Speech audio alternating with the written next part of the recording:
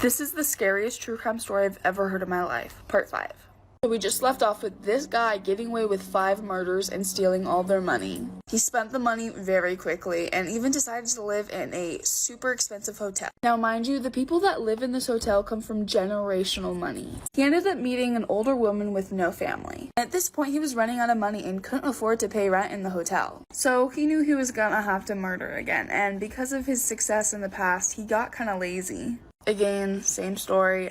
He lured her in, murdered her, put her in a vat of sulfuric acid, and stole all of her belongings.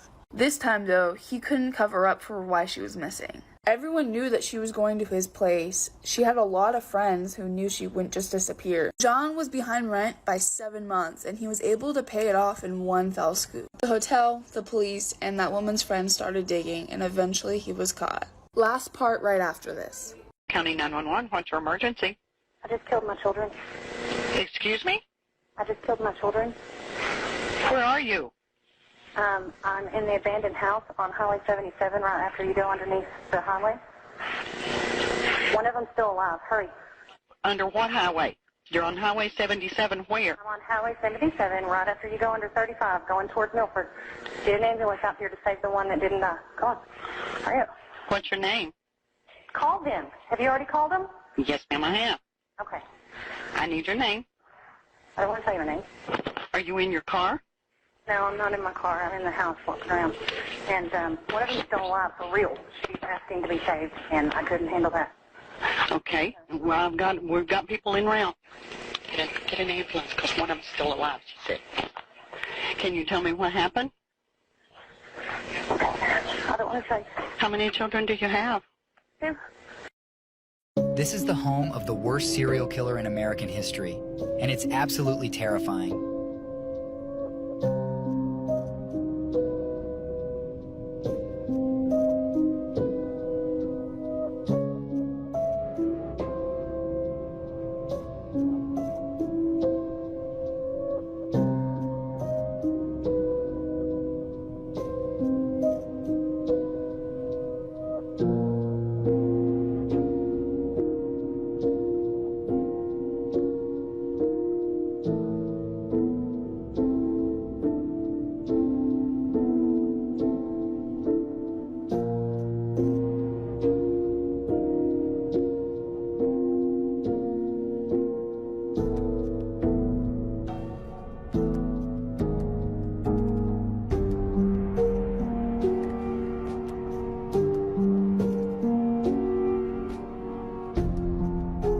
For the record, you are guilty of killing many women and girls. Yes.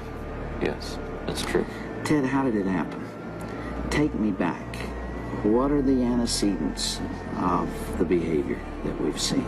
So much grief, so much sorrow, so much pain for so many people. Where did it start? How did this moment come about? I grew up in a wonderful home with 2 dedicated and loving parents, one of 5 brothers and sisters.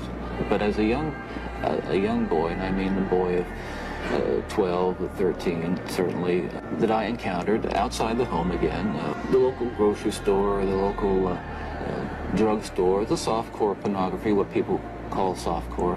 As young boys do, we explored the back roads and sideways and byways of our neighborhood, and oftentimes people would dump the garbage and whatever they were cleaning out of their house, and from time to time we'd come across pornographic books of a harder nature than more graphic, you might say, more explicit nature than we would encounter, let's say, in your local grocery store.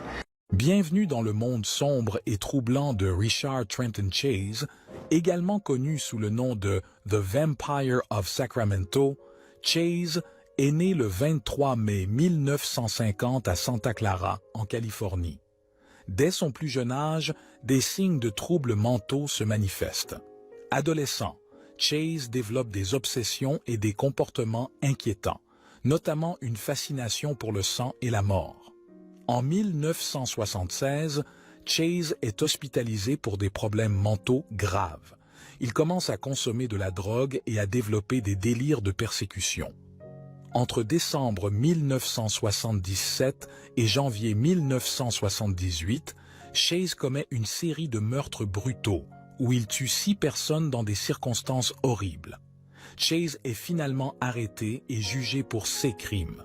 Son procès est hautement médiatisé, mettant en lumière ses troubles mentaux. En 1979, Chase est reconnu coupable de meurtre au premier degré et condamné à la prison à vie. Aujourd'hui, Richard Trenton Chase reste l'un des tueurs en série les plus terrifiants de l'histoire américaine, laissant derrière lui un héritage sinistre. C'est ainsi que se termine le récit captivant de la vie de Richard Trenton Chase. N'oubliez pas d'aimer et de partager cette vidéo si elle t'a surpris. This is the disturbing case of the Slender Man stabbing. On the morning of the 31st of May 2014, a man on a bike ride in Wisconsin made a shocking discovery. A 12-year-old girl, Peyton Leutner, was lying on the grass covered in blood. The day prior, the young girl had been at a sleepover with some of her friends. She hadn't realised that the sleepover had been a trick to lure her into the woods to murder her. 2 years before what the media dubbed the Slender Man stabbing, Peyton had met her friend Morgan at school. The pair had become friends when Peyton noticed her sitting alone in the cafeteria and felt sorry for her. The two became close and then they made another friend, Anissa Weir.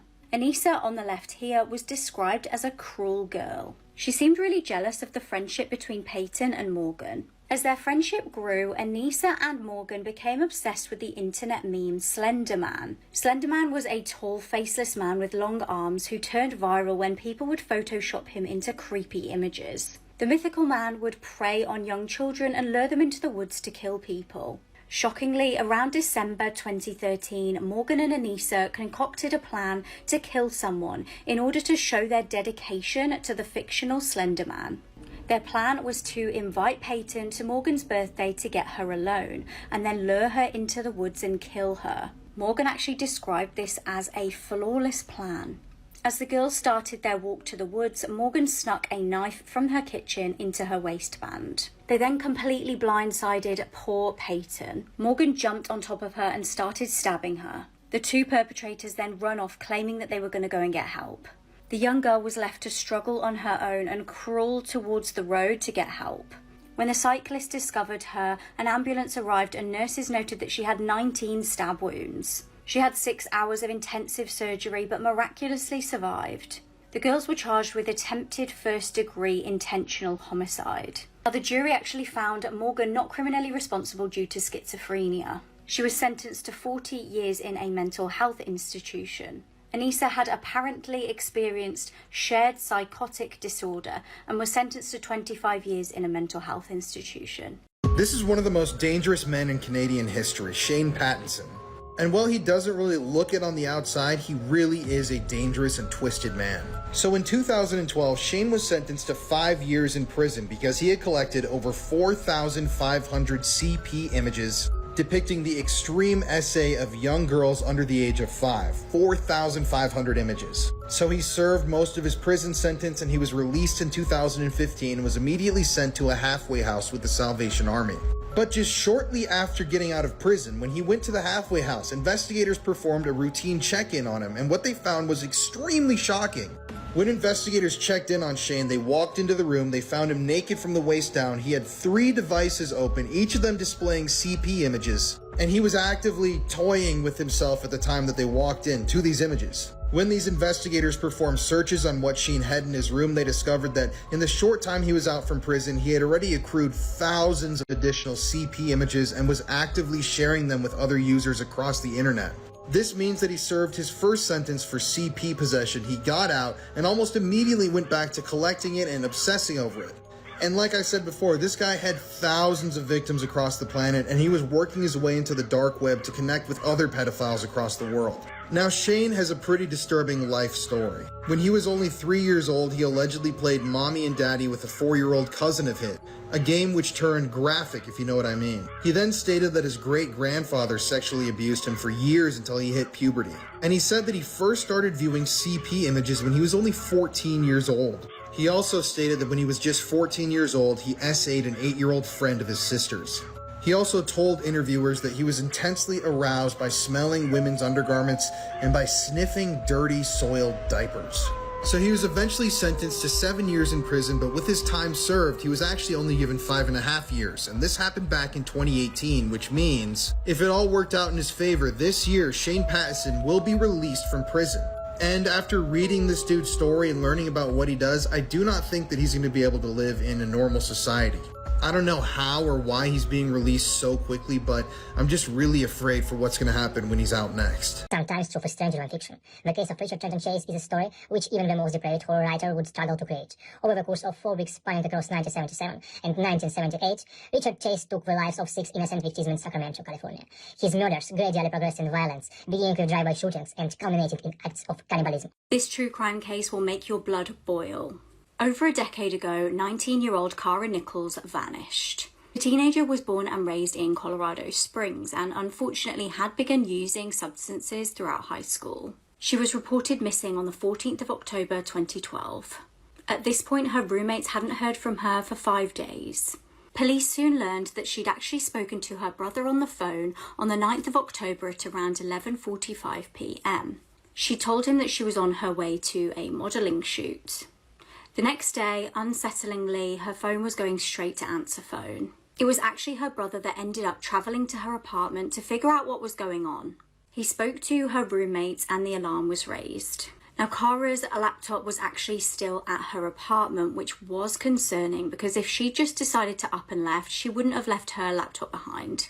When investigators started digging into the case, they found that Cara had been placing ads as an S-worker. Interestingly, she'd actually posted an ad with her phone number on it the same day she went missing.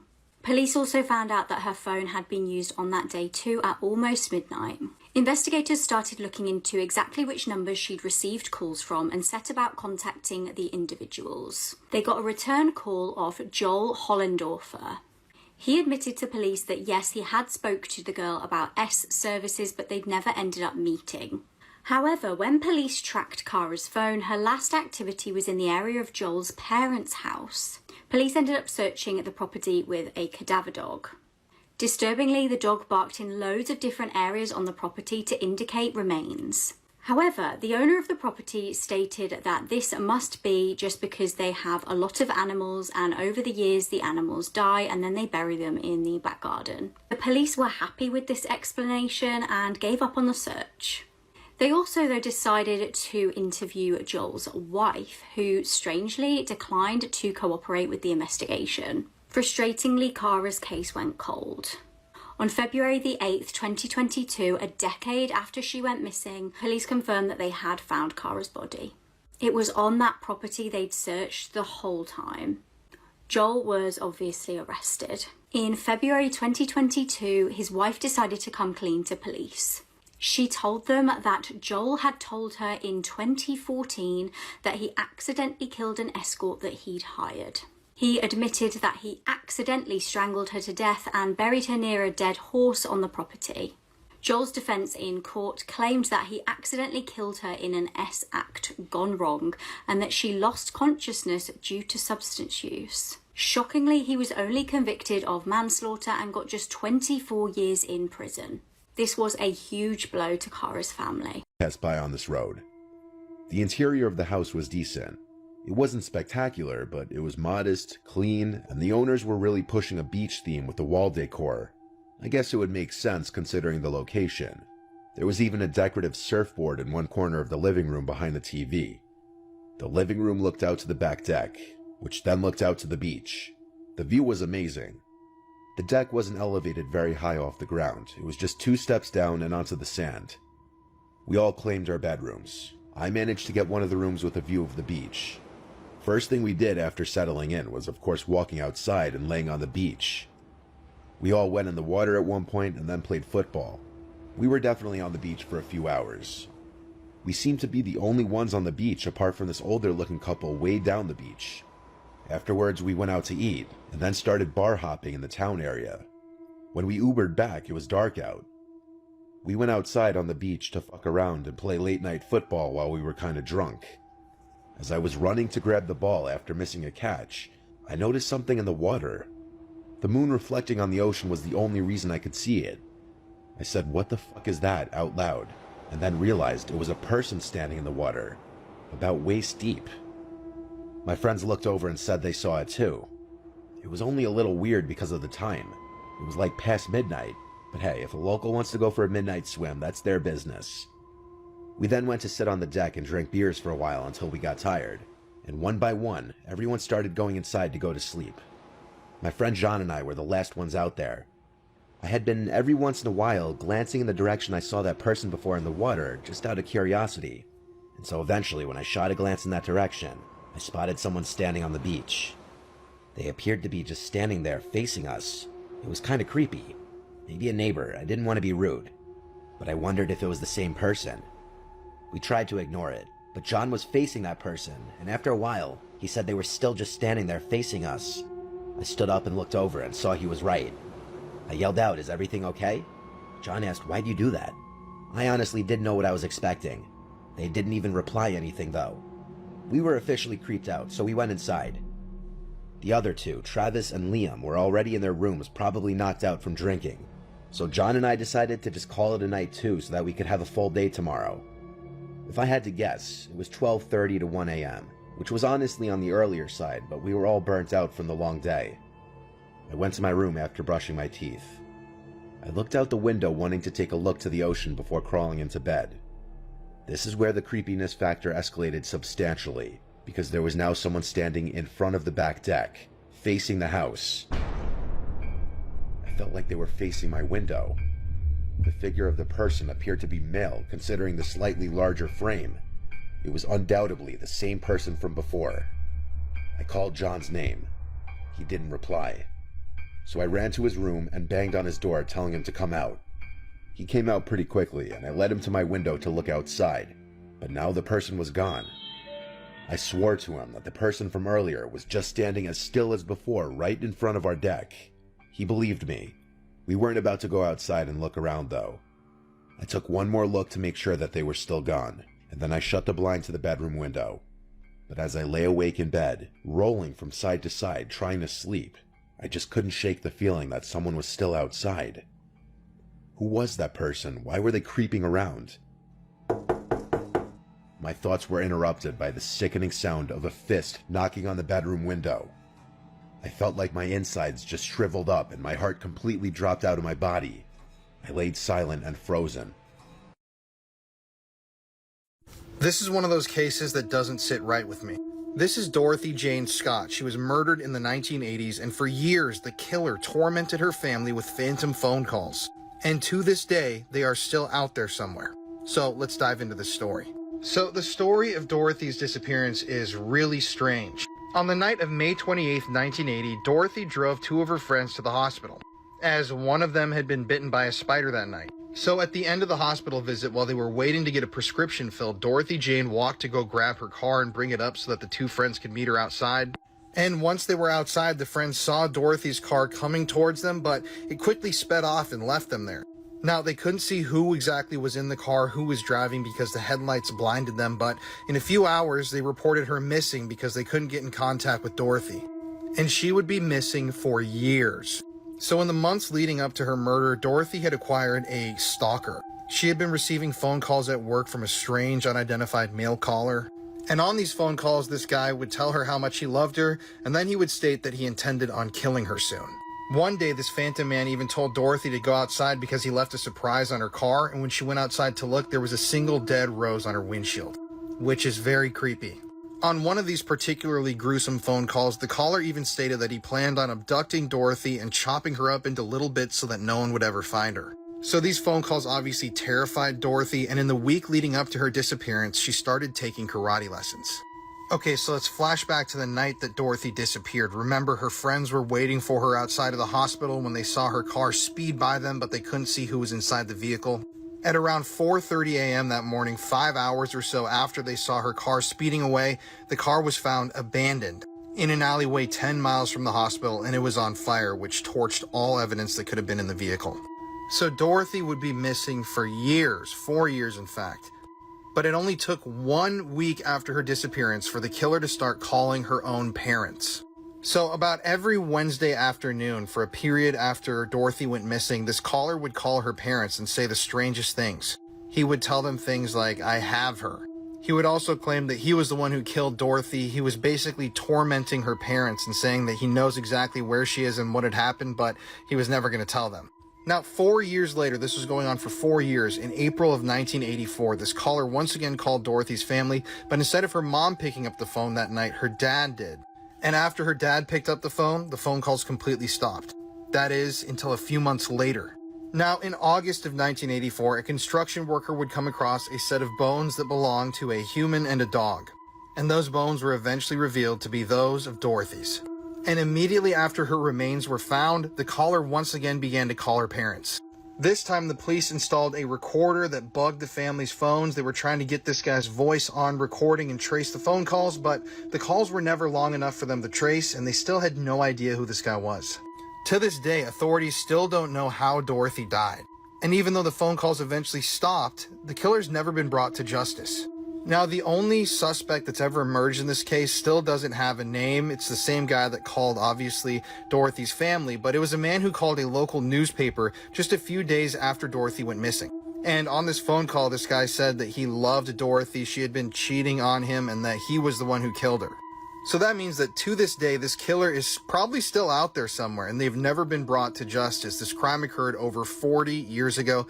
There are no leads, and I don't think that this is a case that will ever be solved. If this killer dies, I'm sure that they're going to take this secret to the grave with them. However, coined the phrase, "You can't make this stuff up," might have known the story of real-life boogeyman, Albert Fish. A slight, elderly man with grey hair, no one suspected the kindly single father of being sadistic child murderer and cannibal. This is what happened to 32-year-old mother of one, Carmen Thomas, whose case is one of the worst I've ever heard of in New Zealand. Carmen Thomas lived in the Auckland suburb of Remuera, and she was reported missing on the 13th of July 2010 when she failed to pick up her son. Soon after her disappearance, Carmen's car was found abandoned in Hamilton, which is about an hour and 20-minute drive from Auckland. Her bank accounts were untouched, and the last known sighting of her was on some grainy CCTV footage from June the 27th, which was a couple of weeks prior to her disappearance, at Countdown in Green Lane. Carmen had been reported missing by her ex-partner, Brad Callahan. They shared custody of their son, Jack, who was 5 years old at the time. They'd met in England, but separated shortly after Jack's birth, and it said that the pair parented amicably and everything was going smoothly. A massive investigation ensued, and police searched everywhere that they could think that she might have gone, but a month into the search, there was still no sign of Carmen. And at this stage, police decided to fly her mother to New Zealand from South Africa in order to make a plea to the public in the hopes that that might lead to some sort of break in the case. And then the police made a shocking announcement. They said that they now believed Carmen to be dead based on the amount of blood found in her abandoned vehicle in Hamilton. This is also when police completely shut down on the media. Up until this stage, they'd been very open and providing constant flow of information to the media and the public, but now they were entirely tight-lipped. However, a local newspaper, the New Zealand Herald, somehow managed to gather some intel on the operation. Intel that suggested that Carmen's partner, Brad, the one who had reported her missing, was now the police's sole suspect in the case. Police had found a witness of sorts, a friend of Callahan's who had provided information and evidence to the police in order to obtain immunity from prosecution. And the story that this man told police was damning. It detailed how Brad had reached out multiple times for help in disposing of Carmen's remains. Oddly, the friend never went to the police. During the process, he said he refused to take part, but he didn't take any further action and actually continued to hang out with Brad after the fact, after he'd reached out to him. However, police later ascertained what they believed to be what happened the day that Carmen was killed by Brad. The story goes, and again, we only have one side of the story because poor Carmen is not here to defend herself or share her version of events. But it's said that on the evening of June 28, Carmen contacted Brad saying that she had some concerns about their son Jack. So the following morning, he went over to her house in Remuera at around 8:45. Now, exactly what transpired at this stage, we will probably never know. However, police speculate that Carmen, perhaps following a fight with Brad, or I don't know, told Brad that he was not Jack's biological father. This sent Brad into a blind rage, and he beat Carmen so severely that she died. A neighbor next door reported hearing screams and cries, and she actually went outside to check up on Carmen, and she said she witnessed Brad coming out of Carmen's house with blood on his clothes, but he just told her that Carmen was real sick and had been vomiting up blood, and he told the woman that she could come in and check on Carmen if she wanted to, but she decided, oh, she's obviously really unwell, so I'll leave her to it, and went back inside her house, which I find personally really scary, because what was Brad's plan if the neighbor did decide to go in and check up on Carmen? Was he going to kill her too? Anyway, the neighbor then sent a text message to Carmen just saying, oh, I hope you're okay, and then got a reply from Carmen's phone saying that she was feeling really sick, but she was going to be okay and she was going down the line or leaving town for a wee while. Turns out that the person using Carmen's phone the entire time was Brad, and he was sending text messages to her friends and family and boss, pretending to be her so that they wouldn't be suspicious. But of course they were, because everybody who knew Carmen knew that she would never, ever, ever, ever, ever abandon her son like that. Anyway, despite having Brad in custody and having the testimony from Brad's friends, the police still hadn't found Carmen's body. But then they made a hurried press conference announcement to say that they had located her in an area of bush in the Waitakere Ranges. And the details of the disposal of Carmen's remains are truly some of the worst I've ever heard, so I won't go into it. However, all I'll say is that he had dismembered her and placed her into various buckets filled with concrete. And remarkably, investigators were able to find her, thank goodness, so her family could hold a proper send-off. Brad was sentenced to life with a minimum non-parole period of 13 years and 8 months for murder and attempting to pervert the course of justice. Now, just to clarify for our non-New Zealand viewers, life does mean life in our justice system, and the minimum non-parole period, even if you get out on parole, you'll be on parole for the rest of your life, so you're never truly free. That being said, we are kind of famously lenient with our sentences here compared to the likes of the US, where he'd probably be in jail for the rest of his natural life. The one arguably good thing Brad did after his incarceration was he managed through the courts to get name suppression for their son Jack, and made it so details of his whereabouts, his location, his new name, his family, anything could never ever be revealed or reported on by the media. So that's one thing. Another insane thing is that at this time that Brad murdered Carmen, he had another partner who was pregnant, who stood by him even when it became apparent and he admitted to having killed Carmen. She stuck by him, which is insane. She had their son 2 weeks after his arrest. So now Callahan has 2 kids who are going to grow up without parents, one who is essentially orphaned. So yeah, what a great guy.